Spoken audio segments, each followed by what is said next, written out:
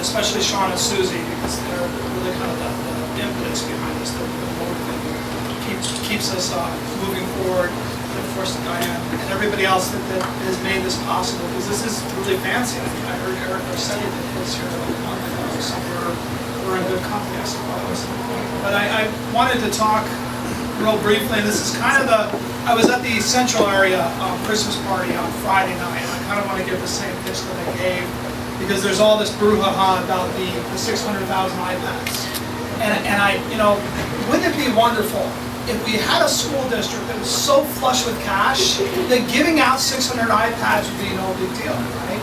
But instead we have a school district that just threatened to cut SRLDP, early education centers, adult ed, and elementary arts just 6 months ago.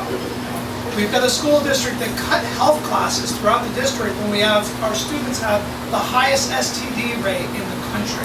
And to cut health classes is literally, and in some cases it's a death sentence on our students. We've got a school district that is just squandering money on all these things, and the priorities are incorrect. And Ms. Garcia's spending priorities and her policy making has been abysmal. And we've had 8 years of that.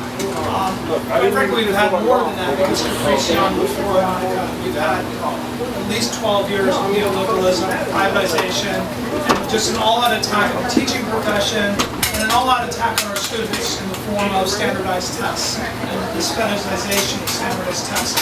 And so our vision is to get on the board and hopefully get another seat too. We really need 2 out of the 3 that are coming up. There's 3 seats up for grabs. And to change the national discourse. We're the 2nd largest school district in the country. What we do here and what we discuss here sets the tone nationally. So if we have school board members that are really, really projecting a social justice vision, talking about project-based learning, dual language immersion, free voluntary reading, and saying that standardized testing is not just harmful, but it's absolutely dangerous to our students, that's going to change the discourse nationally. And that's what I'm hoping that I'll be able to bring to the school board. My connections with all of the very important academics, the Stephen Krashens, the Diane Ravitches, the Jim Horns, these are people that I will bring to the district to give talks.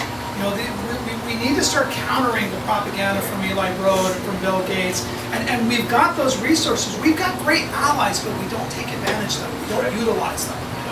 And all of you are UTLA, or most of you in this room are UTLA right now. I'm putting you on notice that when I get elected, I'm going to demand that UTLA get into social justice unionism, and that the only way we defeat neoliberalism and privatization is to build bridges between communities, families, and the teachers' unions. We're natural allies, but in reality, but the other people have done a really good job dividing us. And that needs to be made. We need to make those bridges, and we need board members that are encouraging that. You see, right now we have a board that looks at teachers as adversaries instead of allies in the education of our communities, and that's got to stop. The only way we're going to successfully educate the children and the adults, because we also educate adults in our district, is to have a collaboration. Instead of competition, which is one of Monica Garcia's favorite words, right?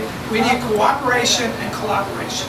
And I'm hoping, because many of you in this room I've known for a very, very long time. A lot of you I've worked with closely, and so many different social justice venues, whether it's been immigrant rights work, anti-war work, anti-racism, or, of course, my favorite topic, education. We've been out there in the streets and we've been fighting for what's right. And we want to bring that into the boardroom. We want to we want to carry that message everywhere we go. So I really appreciate all of you for coming out here tonight.